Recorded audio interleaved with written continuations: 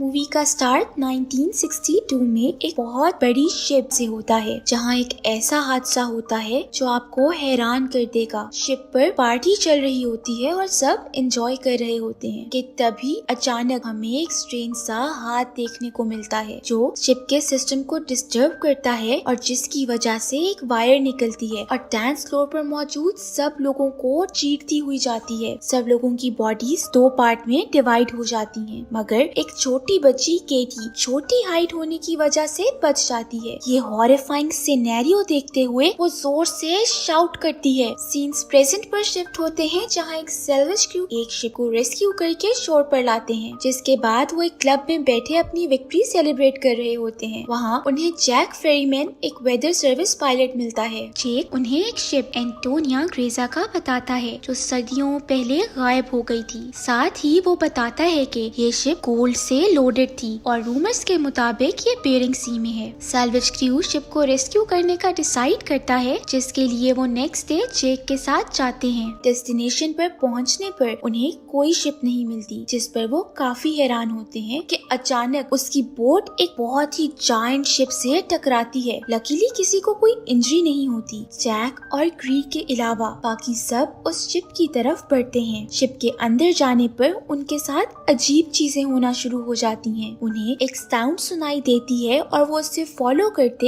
एक क्लॉक तक पहुंचते हैं, जिसका पेंडुलम आवाज कर रहा होता है। अचानक वो हिलना बंद कर देता है और जब मुंडर उसे टच करने लगता है तो क्लॉक में से आवाज आ जाती है और वो बहुत बुरी तरह डर जाता है। जब वो लोग आगे बढ़ते हैं तो क्लॉक के साथ पड़ी टेबल पर स्क्रैबल खुद ही सेट होती है और उस पे वेलकम लिखा होता है, जो कि काफी वियर्ड और सस्पिशियस होता है। आगे बढ़ने पर अचानक मंडर के नीचे से फ्लोर टूट जाता है और वो गिरने ही लगता है कि उसे मॉरीन पकड़ लेती है। जब वो उसे ऊपर पुल करने की कोशिश कर रही होती है तो उसे सामने केटी नजर आती है। जब वो दोबारा देखती है तो केटी गायब होती है। खैर बाकी सब मिलकर उन दोनों को ऊपर पुल कर लेते हैं, मगर ये सब मॉरीन के लिए काफी शॉकिंग होता है। बोट को सर्च करते हुए डॉज को एक डिजिटल वॉच मिलती है। हैरानी की बात ये है कि 1962 में तो डिजिटल वॉचेस होती ही नहीं थी। मर्फी इस चीज को ये कंक्लूजन देके कवर कर देता है कि शायद उनसे पहले भी कोई इस शिप को कॉन्कर कर चुका है। शिप का मैनुअल लेके वो लोग वापस अपनी बोट पर चले जाते हैं। रात जब मॉरीन अकेली होती है तो जेक उसके पास जाता है, जहाँ मॉरीन बताती है कि उसने शिप पर एक बच्ची देखी थी। जेक इसे मॉरीन का हेलुसिनेशन बताते हुए उसे आराम करने का कहता है। नेक्स्ट मॉर्निंग क्रू को पता चलता है कि शिप में एक बहुत बड़ा होल है और वो सिंक कर रही है। सब मिलके उसे 3 डेज में रिपेयर करके अपने साथ ले जाने का डिसाइड करते हैं, जिसके बाद वो फौरन काम पे लग जाते हैं। मॉरीन एक्सप्लोर करते हुए स्विमिंग पूल एरिया में जाती है, जहाँ स्विमिंग पूल के अंदर उसे बुलेट शेल्स देखने को मिलती हैं, जो उसे थोड़ा डिस्टर्ब कर देती हैं। वो वापस ऊपर की तरफ जा रही होती है कि उसको फिर से केटी नजर आती है और वो डर के नीचे गिर जाती है, जिससे उसका सर जोर से लगता है और ब्लीडिंग भी होती है। जब वो उठती है तो स्विमिंग पूल उसका ब्लड अब्सॉर्ब कर लेता है। उसे अपने सामने केटी की जगह जेक मिलता है, जो उसे वहाँ से निकाल के ले जाता है। उनके पीछे से हम देखते हैं कि स्विमिंग पूल ब्लड से भर गया है और उसके अंदर डेड बॉडीज हैं, जो काफी स्केरी होता है। वहीं दूसरी तरफ मर्फी शिप के कैप्टन का रूम एक्सप्लोर कर रहा होता है, जब उसे वाइन का ग्लास नजर आता है। मर्फी सिप लेने के लिए ग्लास उठाता है तो सामने मिरर में उसे कैप्टन वाइन पीता नजर आता है, जिससे वो बहुत डर जाता है और वाइन का ग्लास उसके हाथ से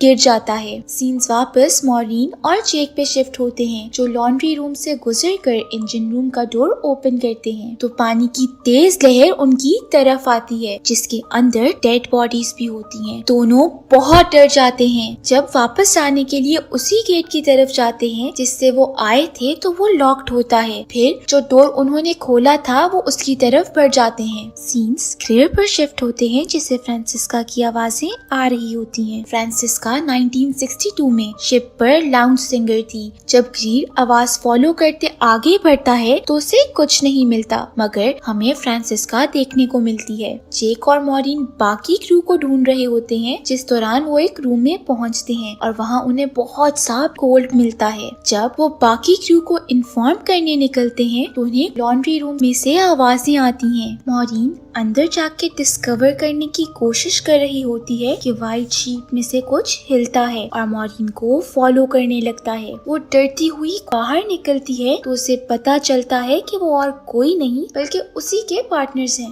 मॉरीन सारे क्रू को लेके गोल्ड के पास पहुंचती है जो कि बहुत ज्यादा होता है, जिसके बाद ये सब डिसाइड करते हैं कि इस शिप को यहीं छोड़ के बस गोल्ड लेके यहाँ से जितनी जल्दी हो सके निकल जाएंगे। फिर वो सब गोल्ड को अपनी बोट में लोड करना शुरू हो जाते हैं। जब सैंटोस बोट स्टार्ट करने के लिए इंजन साफ कर रहा होता है तब खुद से ही सिलेंडर ऑन हो जाता है। ये सब केटी देख रही होती है और वो मॉरीन को वार्न करने की भी कोशिश करती है मगर कोई उसे आकर रोक देता है। फिर बोट स्टार्ट कर देता है जिससे ब्लास्ट होता है और सैंटोस जलकर मर जाता है और ये सब इसी शिप पर स्टक हो जाते हैं। मॉरीन को अब और कुछ नहीं बल्कि केटी वाली मिस्ट्री सॉल्व करनी है, जिसके लिए वो उसे ढूंढने लग जाती है और फाइनली उसे केटी का रूम मिल जाता है। वहीं दूसरी तरफ डॉज और मंडर को किचन में खाना मिलता है जो पहले तो बहुत टेस्टी लगता है, लेकिन कुछ ही टाइम में उन्हें रियलाइज होता है कि वो इंसेक्ट्स खा रहे हैं, जिससे वो बहुत डर जाते हैं और वॉमिट कर देते हैं। मॉरीन जब केटी का रूम एक्सप्लोर कर रही होती है तो उसे वहाँ केटी की बॉडी लटकी हुई नजर आती है जो कि अब स्केलेटन में बदल चुकी होती है। मॉरीन बहुत डर जाती है।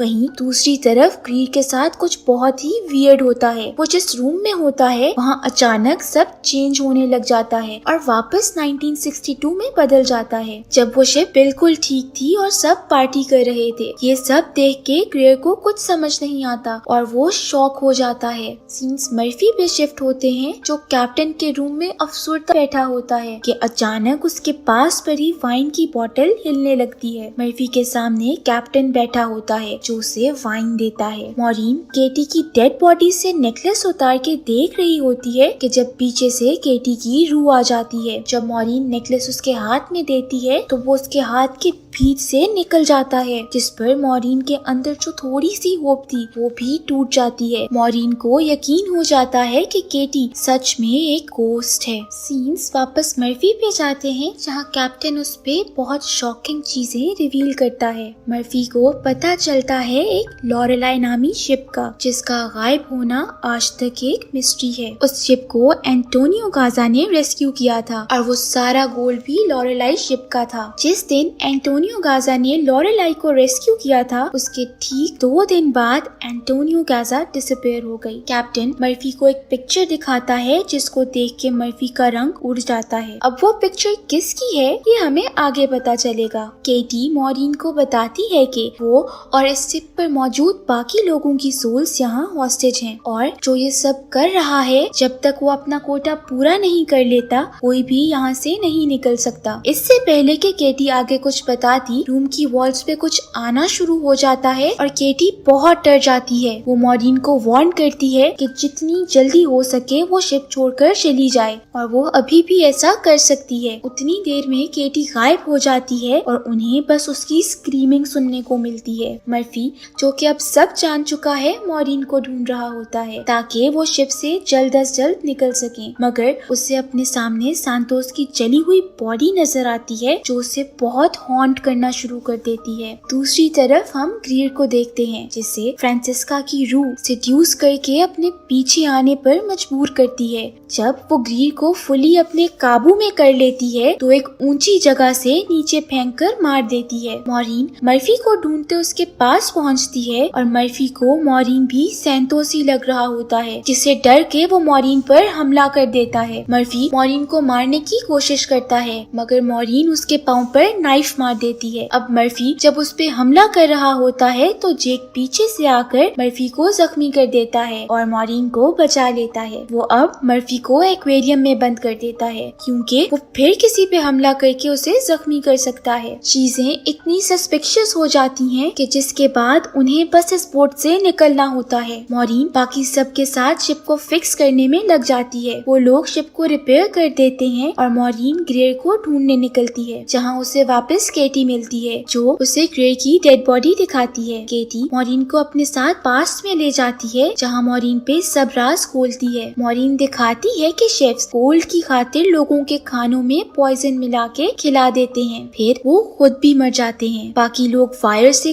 कट होके मर जाते हैं और कुछ को शिप के वर्कर्स फायरिंग करके मार देते हैं और केटी को उसके रूम में लटका के मार देते हैं। ये सब किस लिए? ऑब्वियसली गोल्ड के लिए है। जब वो गोल्ड तक पहुंचते हैं तो फ्रांसिस्का एक वर्कर को मैनिपुलेट करके बाकी सबको मरवा देती है और एंड पे उस वर्कर को खुद मार देती है, जिसके बाद एंट्री होती है विलन की, जो फ्रांसिस्का को भी एक हुक से लटका के मार देता है। जब मॉरीन को उसका फेस नजर आता है तो वो शॉक में आ जाती है। वो आदमी और कोई नहीं बल्कि जेक होता है जो उन्हें इस शिप के पीछे लाया होता है। मगर वो ये सब कर क्यों रहा होता है? इस सब के फौरन बाद मॉरीन को मर्फी का ख्याल आता है, लेकिन जब वो वहाँ पहुँचती है तो मर्फी पहले ही एक्वेरियम में पानी जमा होने की वजह से मर चुका होता है और उसके हाथ में जेक की पिक्चर होती है जो उसे कैप्टन ने दिखाई होती है। मॉरीन डॉज को जेक पे नजर रखने का कह के मंडर को ढूंढने चली जाती है। वहीं दूसरी तरफ कोई फोर्स मंडर को शिप की मशीन में खींचती है और वो भी पीसेस में बदल कर मर जाता है। पाइप्स में ब्लड आता है और ये देखकर मॉरीन को पता लग जाता है कि मंडर की भी डेथ हो गई है। सीन्स जेक और डॉज पे शिफ्ट होते हैं जहाँ जेक के प्रोवोक करने पर डॉज को गुस्सा आ जाता है और वो शॉटगन से उसे शूट कर देता है, जिसके बाद वो जेक को डेड समझ के वहाँ से निकल जाता है। वहीं दूसरी तरफ मॉरीन शिप में बॉम्ब फिट कर देती है। डॉज उसके पास पहुँचता है और उसे वो ब्लास्ट करने से रोकता है, मगर मॉरीन अब कुछ सुनने के मूड में नहीं होती। कोई रास्ता नजर न आने पर अचानक डॉज फेस चेंज करता है और हम पे रिवील होता है कि वो जेक है। जेक उसे कहता है कि मैं तुम्हारी तरह एक सैल्वेजर हूँ, तुम बोट जमा करती हो और मैं सोल। यही मेरी जॉब है जो मुझे एक लाइफ टाइम सिन के बदले मिली है। अगर ये बोट डिस्ट्रॉय हो गई तो मेरी मैनेजमेंट खुश नहीं होगी, इसीलिए वो उसे शिप ब्लास्ट करने से रोक रहा होता है। मॉरीन के ना सुनने पर जेक उस पे हमला कर देता है। मॉरीन एरो पकड़ के जेक की लेग में मारती है और फिर वही एरो से बॉम्ब के रिमोट पे निशाना लगा के बोट से छलांग लगा देती है। सारी बोट ब्लास्ट होके डिस्ट्रॉय हो जाती है। मॉरीन को बाहर का रास्ता नहीं मिल रहा होता, तभी केटी आकर उसकी मदद करती है और उसे बाहर का रास्ता दिखाती है। बाहर निकलकर मॉरीन देखती है कि सब सोल्स फ्री हो गई हैं और अपनी नेक्स्ट लाइफ के लिए जा रही हैं। मॉरीन एक बॉक्स की मदद से फ्लोट करती रहती है और कुछ आगे जाने पर एक रेस्क्यू टीम उसे बचा लेती है। लास्ट सीन्स में हम देखते हैं कि मॉरीन को एम्बुलेंस में शिफ्ट करते हैं तो वो देखती है कि जेक जिंदा है और वो गोल्ड को एक और शिप में शिफ्ट कर रहा है, जिसके बाद मॉरीन डरी हुई हालत में जोर से शाउट करती है और मूवी एंड हो जाती है।